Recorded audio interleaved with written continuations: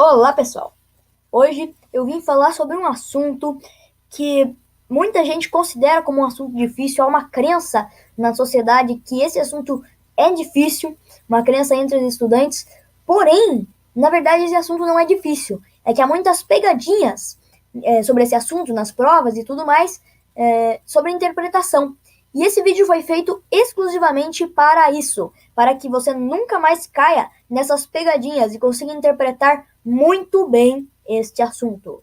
Este assunto, calma aí, não fique curioso. Este assunto é predicado e sujeito.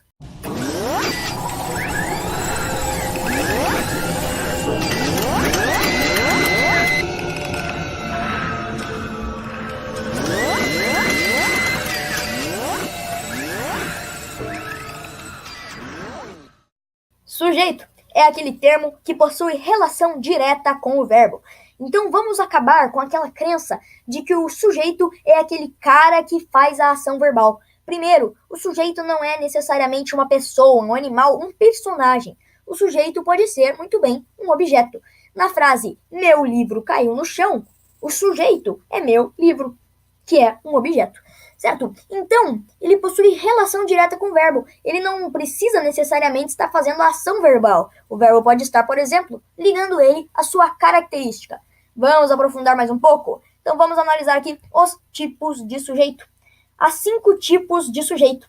Quando nós olhamos de longe a situação, nós vemos, na verdade, apenas 3. Determinado, indeterminado e inexistente. Mas quando se fala sujeito determinado, você abre para 3 tipos de sujeito: simples, composto e oculto.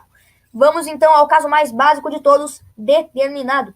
Sujeito determinado é quando sabe-se o que ou quem está relacionado ao verbo. Ou seja, vamos ver aqui no exemplo, as vacas malhadas pastaram no campo. Então, para descobrir o sujeito, geralmente a gente olha para o verbo, pastaram. Então a gente vê, mas quem pastaram ou o que pastaram? Então a gente olha aqui, as vacas malhadas. Foram elas que pastaram no campo. Então você pode perceber aqui que está explícito na oração, a gente consegue identificar muito bem as vacas malhadas, quem é o sujeito, correto? Então, determinado tem 3 casos, vamos aqui ao primeiro, determinado simples. Então, determinado simples é quando ele possui apenas um núcleo. Aí você me pergunta, professor, o que é o núcleo do sujeito? Então, o núcleo do sujeito nada mais é que a palavra mais importante, a palavra que define o sujeito. Para a gente não perder tempo aqui, eu peguei o mesmo exemplo, que a gente já viu qual é o sujeito. Então, o sujeito é as vacas malhadas, correto? Qual é a palavra mais importante? A palavra que define esse sujeito. Então, para a gente analisar isso, uma dica é você tirar as outras palavras e ver o que dá. Então, aqui, as pastavam no campo? Não especifica nada. Malhadas pastavam no campo? Também não. Mas quando a gente pega vacas pastavam no campo, é muito mais fácil da gente entender essa frase, né? A frase tem sentido. Então, o núcleo é vacas.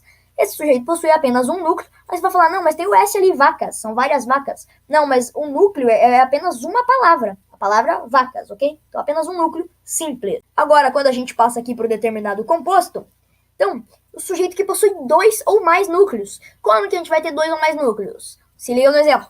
As vacas e os bois pastavam no campo.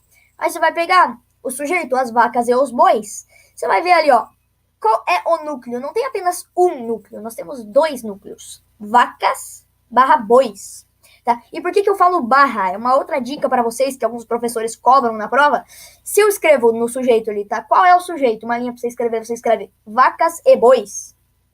Ok? O professor pode te dar errado. Tem alguns professores mais chatinhos que dão errado nesse caso, porque você está dizendo que né, vacas e, você está dizendo que e é parte do núcleo. Então, para não ter chance de você errar, escreve vacas, põe aquele sinalzinho ali, aquela barra, bois, ok?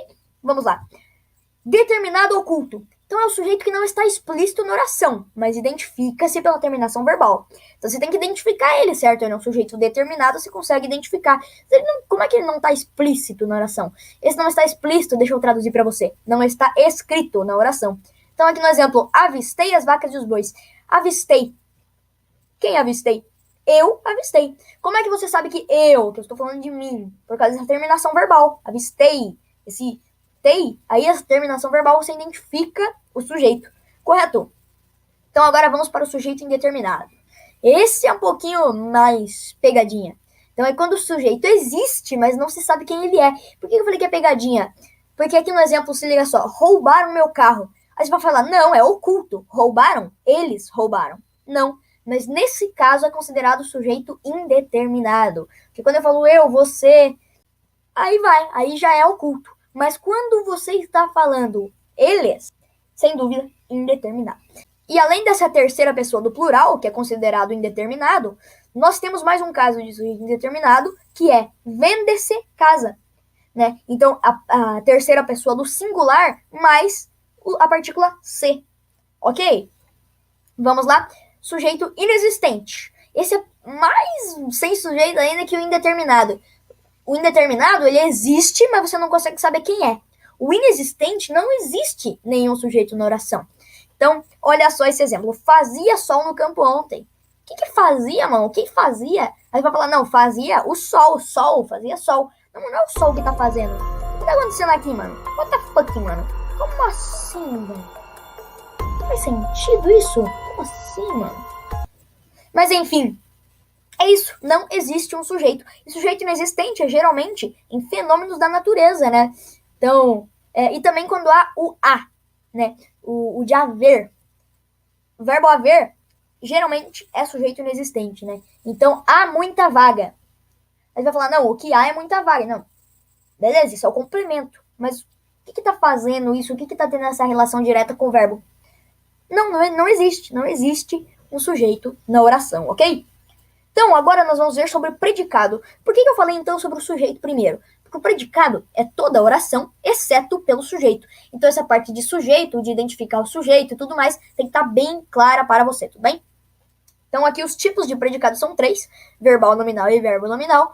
Isso é bem facinho, ok? Então, verbal é o predicado cujo núcleo é um verbo. Aí você vai falar, pô, mas núcleo não era um negócio que você passou lá em sujeito? Não, mas os predicados também possuem núcleo, né? A palavra mais importante do predicado. Então, aqui no exemplo, os bois pastavam no campo. Quem é o sujeito? Quem pastavam? Os bois. Tira os bois, pastavam no campo. Pastavam no campo. Qual que é a principal palavra disso? É o verbo pastar. Então, o núcleo é pastavam, o núcleo é um verbo, tudo bem? E o nominal é quando o núcleo é um nome que a gente fala. Mas, na verdade, esse nome, o que se entende-se por nome? Substantivo ou adjetivo? Então, as vacas estavam felizes.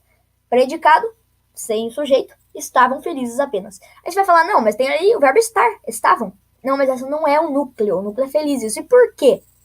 Porque se você for olhar a frase inteira aqui, as vacas estavam felizes, você percebe que estar é um verbo de ligação. O que é isso? Verbo de ligação é um verbo que só está ali para ligar o sujeito à sua característica. Ou seja, se eu falasse as vacas felizes, não, beleza, estou dando um adjetivo para as vacas, por exemplo, mas eu não faz tanto sentido esta frase. Quando eu quero dizer que elas estavam felizes, é imprescindível. Você tem que usar o verbo estar, ok? E esse verbo estar, ele não é a palavra mais importante. A palavra mais importante é a característica de vacas. Então, a gente chama essa característica de predicativo do sujeito, ok? E o verbo que liga o sujeito ao seu predicativo, verbo de ligação, tudo bem? Então, o núcleo é felizes, o núcleo é um adjetivo, então, é um predicado nominal, tudo bem?